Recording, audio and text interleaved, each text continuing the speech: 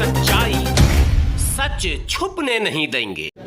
पार्टियां 3,500 से ज्यादा रजिस्टर्ड है। हर बार जब भी चुनाव होता है, चाहे वो लोकसभा का हो, चाहे वो असेंबली इलेक्शन विधानसभा का हो, 500 पार्टियां चुनाव लड़ती है, अपनी किस्मत आजमाती है और उसमें अपना नुमाइंदा चुनने की बात करती है। लेकिन मैं ये कहना चाहता हूं कि कहां है पार्टी और कहां है तंजीम। जो हम यहाँ बैठे हैं, जर्नलिस्ट लोग बैठे हैं, तंजीम के लोग बैठे हैं, कुछ पार्टी के लोग बैठे हैं, ये जो सब बैठे हैं इसे पार्टी कहते हैं। और जो पार्टी आप नाम ले रहे हैं वो पार्टी नहीं है। आप कहते हैं बीजेपी पार्टी है, उनका नहीं, पार्टी नहीं, वो मोदी पार्टी, मोदी है। अगर कहते हैं कांग्रेस है तो कांग्रेस कोई पार्टी नहीं, वहां पे सिर्फ सोनिया और राहुल गांधी पार्टी है। अगर आप कहते हैं समाजवादी तो अखिलेश हैं, मायावती हैं, ममता हैं, स्टैलिन है, उद्धव ठाकरे हैं। देखिए इंडिविजुअल 10-12 लोग हैं जो अपने आप को कहते हैं कि मैं पार्टी चला रहा हूं और पार्टी का नुमाइंदा, और उसके पीछे हम तमाम लोग भेड़ बकरी की तरह पीछे लगे होते हैं कि ये हमारे लिए कुछ करेंगे। ऐसे ही जितने भी तंजीम है भारत के अंदर, आप सुनेंगे कि दुआ साहब एक तंजीम चला रहे, दुआ साहब उसके सदर है, एक सरवर साहब है, एक आदमी साहब है, एक कोई और है तंजीम जिसमें सभी को लेकर के साथ लेकर के और हम अपने वतन के लिए काम करें, अपने सोसाइटी के लिए काम करें, अपने आने वाले जो है मुस्तकबिल, जिनके हमारे आने वाले जनरेशन उनके लिए क्या कर रहे हैं, सब अपने अपने लिए काम कर रहे हैं। एक सेंटर चल रहा है, ऐसे ही मेरे 2-4 सेंटर, मैंने भी मेडिकल सेंटर बनाया है। मेरी वाइफ डॉक्टर नीलूफर है दिल्ली की। जितने भी निजामुद्दीन के जितने भी बच्चे हैं, जितने भी हजरत साहब के बच्चे हैं, सब मेरी वाइफ के हाथों से पैदा लिए हैं, वो आप लोग भी जानते होंगे। मैं डॉक्टर दुआ, मेरी बेटी सुप्रीम कोर्ट में है और अभी गवर्नमेंट ऑफ इंडिया का एडवाइजरी बोर्ड में भी है। मेरा बेटा अभी मेडिकल की तैयारी कर रहा है। ये छोटा सा मेरा परिवार है। 1987 में मैंने IAS एलाइड करके छोड़ा, IMA चार्टर्ड अकाउंटेंट CA किया। मैंने सोचा था कि मैं भी अदानी और अंबानी बनूंगा, लेकिन मैं बिजनेसमैन बड़ा नहीं बन सका, लेकिन अदानी का एडवाइजर जरूर मैं रहा। उसके बाद फिर मैंने LLB और LLM किया दिल्ली यूनिवर्सिटी के बाद JNU प्रियार हॉस्टल से निकला, और उसके बाद 2 साल मैं न्यूयॉर्क में अमेरिका में रहा, और उसके बाद NALSA national legal service authority जो सुप्रीम कोर्ट से जुड़ा हुआ है, उसका मैं 123 कोर्ट का मैं इंचार्ज रहा और अब भी हूं, उनको आगे बढ़ाने में जहां पे काउंसलिंग होती है। सवाल ये नहीं है कि मैं ये क्या किया, ये किया, अभी मैं कुछ नहीं किया, कुछ भी नहीं किया। और वो इसलिए नहीं किया कि आज हिंदुस्तान, इन्होंने कहा हिंदुस्तान, ये हिंदुस्तान मुसलमान का हो गया। हिंदुस्तान अगर कहते हैं तो मुसलमान हो गया, अगर भारत कहते हैं तो हिंदू हो गया, और इंडिया तो इंडिया गठबंधन हो गया। लेकिन ये लोग नहीं जानते कि इसको निजामाबाद, आर्याबाद, पाटलिपुत्र, न जाने कितने इस मुल्क का नाम दिया गया और इस मुल्क को खूबसूरत बना करके आगे बढ़ा गया। लेकिन आज जो वक्त है, आज किसी में ह्यूमैनिटी नाम की चीज नहीं है। लोग नफरत और एक दूसरे में हिंदू मुस्लिम, जात पात, मंदिर मस्जिद यही कर रहे हैं, और किसी को अपने मुद्दों से जो सेवा और जो हमें सर्विस देना चाहिए, एक दूसरे से इखलाक और मोहब्बत रखना चाहिए, वो खत्म हो चुका है। हर कोई आज करें आम आदमी पार्टी, ठीक है भाई, अच्छी बात है। फिर आप पूजा पाठ और हवन और फवन में क्यों पड़े हो भाई? क्यों? आप सबको लेके चलो, जब आप पावर में हो, आप घर में हो, कुछ भी करो। आप मुलाना है, आप नमाज पढ़िए, मस्जिद में जाइए, किसने रोका? लेकिन अगर देश के लिए आप सिर्फ मुसलमान करेंगे और सिर्फ हिंदू करेंगे तो ये ठीक नहीं है।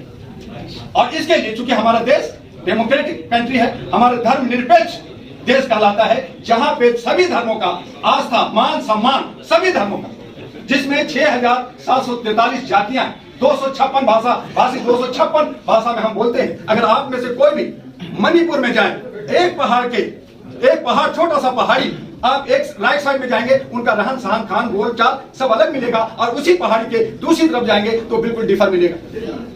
इतने अलग अलग डिफर रहे, क्योंकि हम लोग आदिवासी से जंगल में रहे, डायनासोर रहा, यहाँ बहुत कुछ रहा, जादू टोना का ये देश रहा, और धीरे धीरे हम डेवलप करके अब कपड़ा पहनने लगे हैं, अच्छे अच्छे साबुन और सेंट लगाने लगे हैं, अपने आप को स्मार्ट करने लगे हैं। लेकिन सही माने में हम लोग अभी शिक्षित नहीं, एजुकेटेड नहीं, तेज हो गए।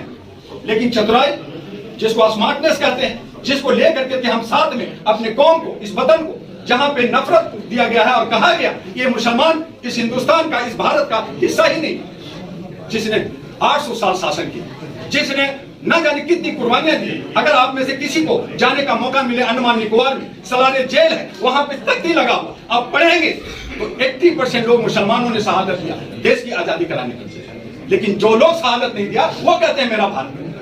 वो कहते हैं मेरा भारत है। जिसने जयचंद का रोल अदा किया, जिसने देश को तोड़ने की कोशिश किया, जिसने देश को बेचने की कोशिश किया, जिसने अंग्रेजों को और मुगलों को यहाँ लाने की कोशिश किया और लाया, वो लोग कहता है मेरा देश। कितनी अजीब बात है। और ऐसी हालत में मेरे भाई कहते हैं कि तंजीम पे काम करना। जरूरत इस बात का है कि मुसलमान, मैं इस मुसलमान कम्युनिटी में बैठा हूं, मैं भी एक मुसलमान हूं। मैं पटना से, बिहार की धरती से पैदा लिया, 40 साल से मैं बाहर रहा। मैं आपको बताना चाहूंगा कि मुसलमान पूरे भारत के अंदर 21%, मिनिमम 21% हमारे मुसलमान कम्युनिटी है। क्या 21%, 543 का 21% निकाले, कम से कम 100 हमारा मेंबर ऑफ पार्लियामेंट है। क्यों नहीं 100 मेंबर ऑफ पार्लियामेंट होना चाहिए। आप 26 में 2 बोलता है, एक ओवैसी और कमरुद्दीन साहब आसाम के, बाकी 24 कहां है? किसको जानते हैं आप? किसी को नहीं जानते। कोई पार्लियामेंट के अंदर नहीं बोलता। तो जब बोलेगा नहीं, जब आपका कानून बनेगा आपके खिलाफ, तो फिर आप सड़कों पे आएंगे, शाहीन बाग में शोर मचाएंगे, इधर शोर मचाएंगे, तंजीम बनाने की बात करेंगे, हॉस्पिटल भी बना लेंगे, एक दूसरे को खाना भी खिला देंगे। आप जो है किसी गरीब को कुछ, आप जो है रमजान आ रहा है, आप जो है खूब देंगे लोगों को, मैं जानता हूं।